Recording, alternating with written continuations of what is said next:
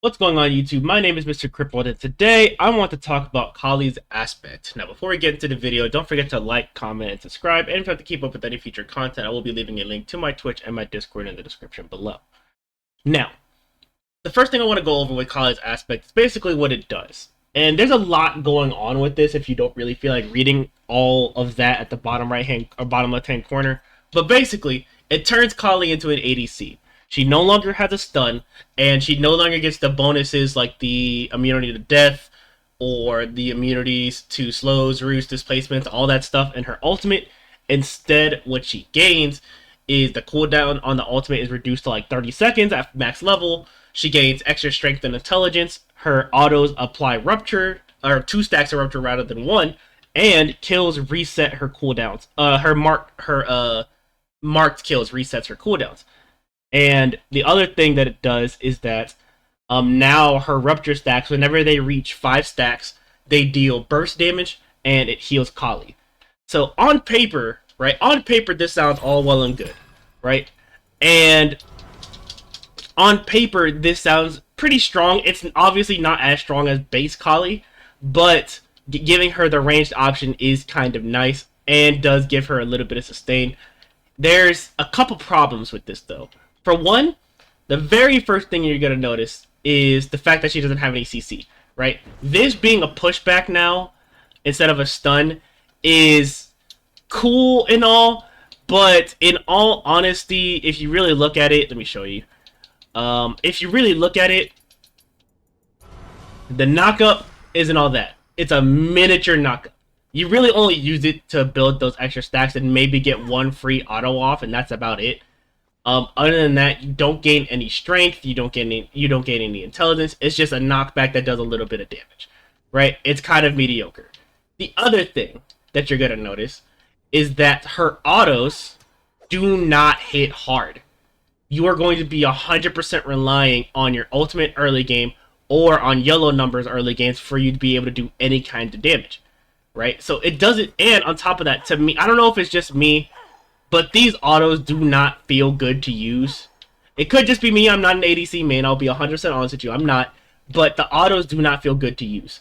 On top of that, her kit is made for her to be a little bit of aggressive with the leap, with the incense, and even this 3. But the next thing you're going to notice on top of that is that her clear is kind of garbage. Her clear is not that good. Because this is inconsistent. Yeah, I can hit the back wave and kind of do a lot of damage, but you're going to get out-cleared by damn near half the cast. So you're not even going to be out-clearing most people, even though you'll have the range autos to compensate, right? And the burst damage and the heal you get off of your 5 stacks of rupture is negligible. It's not that big. And then finally, and probably the biggest thing is that the amount of lifesteal and strength you gain off of your ultimate is kind of low. It's not that great. It's nothing to scoff at, right? If you see a Kali pop her ult with the aspect on, you do not have to be scared of her, because even though she'll gain strength, intelligence, and all that good stuff, she loses everything else that made the ultimate so hard to deal with, i.e. the displacements and the death immunity. So she can get CC'd to death, she can be stopped. This version of her is basically Kali if she was fair to fight against, and this version of Kali is just not good enough. Even people like Weekend or other people will say that this god is a late game god, which is 100% true. Once she hits late game, she's basically like an alternate Izanami in a way, where once you have full build to like Typhon, Sproggy's Harp, maybe Odysseus Bow, Executioner, Sunbeam Bow, and Kensai. Something generic like this, right? Once you hit late game, oh yeah, she hits hard. But the same thing can be said about a lot of other hunters, and there's not really a real reason to play her over anybody else. For example, if we go back to the character select screen, so if we just look at the ADCs, right? What reason would you have to play her over somebody like Neith? What reason would you have to play over somebody like Izanami?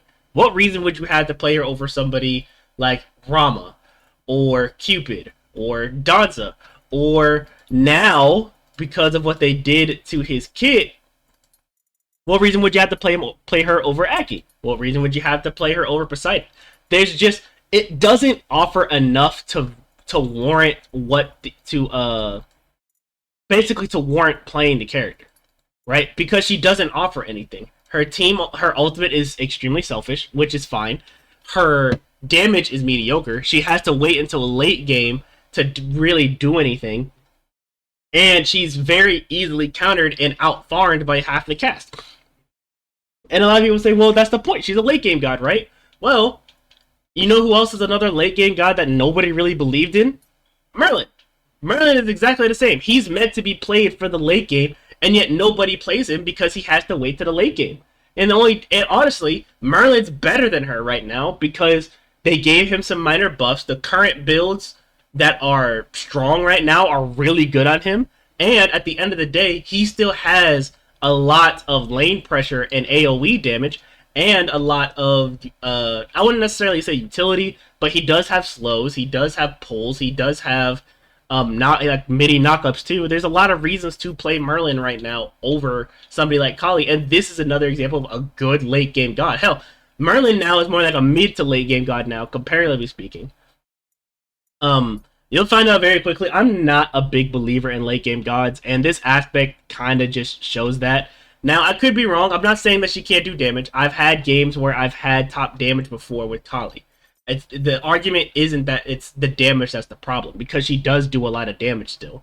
But the amount of damage she does is negligible when you can't kill, right? You could do all the damage in the world, but if you're not killing anybody, then what does it really matter, right? And then on top of that, she's just so easy to shut down and stop from being able to play the game. So that's just me. Let me know what you guys think in the comment section below. I appreciate y'all for watching, and y'all take care.